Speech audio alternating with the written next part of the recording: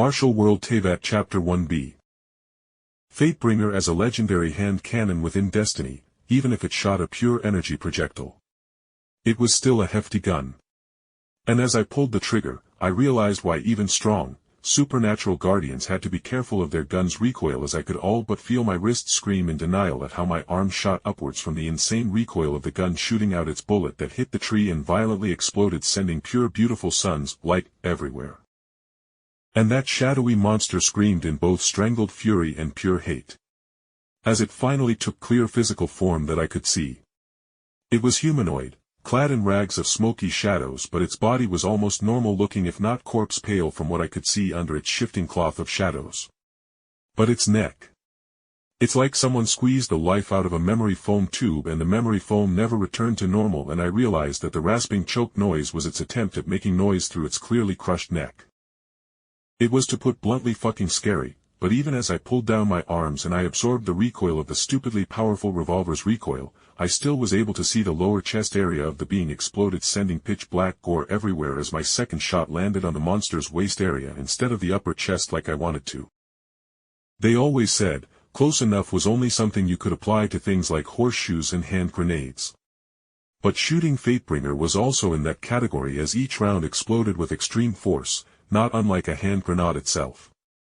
To say nothing of the explosion being some pseudo-magical conceptual light that had the very sun's essence within it. As soon as I saw the monster fall to the ground, I shot it again, this time actually hitting in the upper chest, and its body all but became an inky splatter across the ground. The very next thing I did was obvious. Did I loot the corpse of the fallen monster for some probably cursed object? Hell no. I hauled ass at a brisk jog the fuck out of the scary-ass forest towards what I believed was Liyue. My sponsor was an asshole, and fuck him for not dropping me like 100 or so meters away from the city so I could just get got by some monster. The rest of the way down the mountain towards Liyue was clear, and I eventually came to a paved path that I then followed down to the city itself, and once I got closer to the city I found a small caravan I could follow behind, and talk to one of the young men leading some of the horses in the back. And just learn about how fucked this world was. So yeah, you come from Mondstadt and came across a shadow monster? The youth said, putting his hand to his chin in thought. Do you have some other description? I mean, there's a lot of monsters made out of shadows, especially here in the land of Liyue. He said wryly. I blinked with my lips twitching at the thought of such things being fucking common, and I said dully.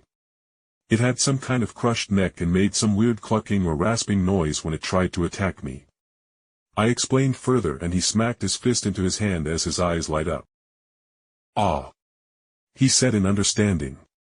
That was a Juon. They are formed from the people that die after being strangled and their resulting hatred taking form. Wasn't likely a martial artist or cultivator, or they would have become a lesser demon or something. He said, and boy was that a loaded statement, ignoring all that about Juon being a thing here.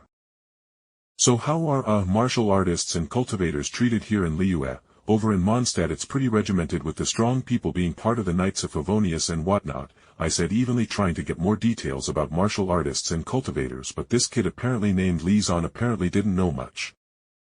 Li shrugged wryly as he said blandly.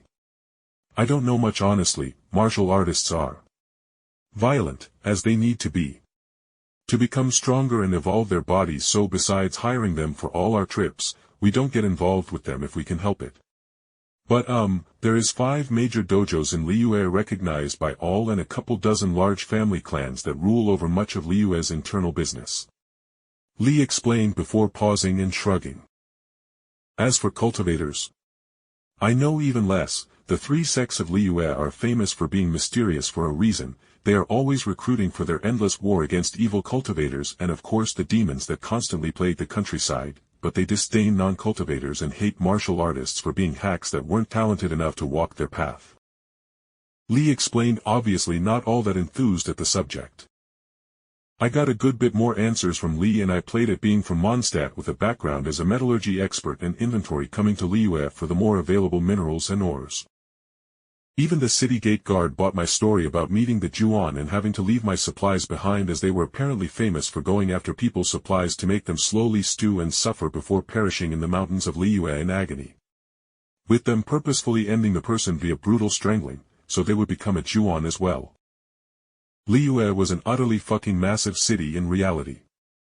It was literally the trade hub of the entire world of Teyvat, and it portrayed that fact with a massive harbor that was actually walled in as well into the sea with a massive stone wall that was getting pulled out of the water via a series of pulleys to keep something from the sea out of the harbor, it seemed. But beyond the Chinese-style cultural buildings within the surroundings, there was truly a crazy-sized mob going to and from places in a hurry as the crowded city in the middle of the day went about their daily lives, and I took a breath of the sea-smelling air and I realized I was home for now. Li and his family's caravan went off towards the business district to unload their load from one of the northern towns of Liyue that held a bunch of specialized mines apparently that got the magical crystals filled with elemental energy that martial artists and cultivators used as premium currency for treasures.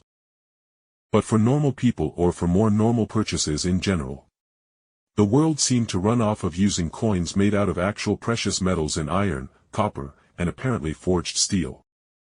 So, I have the wisdom of millennia within my mind. How do I get started? I muttered as I realized that no matter what I did, making a constructor from satisfactory was a must. I had no chance of advancing down the tech tree if I literally need to hammer and forge all my materials by myself. But that still collided with the issue of needing resources and time to set up for my technology. I may have had satisfactory, DRG, and other technological knowledge stuffed into my head. But even Tony Stark in his cave had computers, welders, and other first-world pieces of technology to build his first suit. So in doubt at how to start, I threw my mind back and I realized electricity wasn't exactly out of my reach. I could make a series of jury-rigged acid batteries like the ancient Baghdad battery that used citric acid around an iron rod surrounded by a sheet of copper to create an electrolytic solution that could output a good 1.2 to 1.3 volts each, with more powerful acids making a more potent solution in turn creating more volts of electricity. And of course, I could make my own solar cells by literally just sifting through the sand of Liyue to get trace of amounts of silicon I could break down and purify. But all these thoughts of working my way up the tech tree to make a proper system of replication and innovation required something very fucking important. I needed money just to survive here in Liyue, to say nothing of buying stuff like acids or the materials to get my projects off the foreground. The main issue with my plans to get rich or just some capital was thus. The rich had cultivator/martial artist weird shit to give them access to first world comforts, so it's not like I could jury-rig some saltpeter in an ice bath to make a freezer or something to do a get-rich-quick scheme. Nor could I do the normal ice guy trick to invent mayonnaise or even pizza due to Teyvat being a semi-functional world with Mondstadt having a lot of the normal Western recipes. I was sitting on a park bench idly thinking about my options, and as I was thinking I paused as someone sat on the other side of the bench and began grumbling over the sword that they had laid onto their lap. Looking over at their form, I saw it was one of the guards and they were checking their clearly fucked beyond repair blade. No other way to say it. Wow, you got screwed on the heat treating of that blade, I said wryly as I could clearly see the heat lines of stress from the shitty forging that went into the blade with the tang of the blade not having been actually fucking heated seemingly at all. The guard looked up at me with a frown before he paused, seeing me in somewhat well-to-do colorful clothes that clearly denoted me as being of someone with the wealth to have well-dyed clothes. He chewed on his words for a minute before he asked unsurely, "Are you a blacksmith or alchemist?" He asked, confused at my response, and I waved my hand as I said evenly,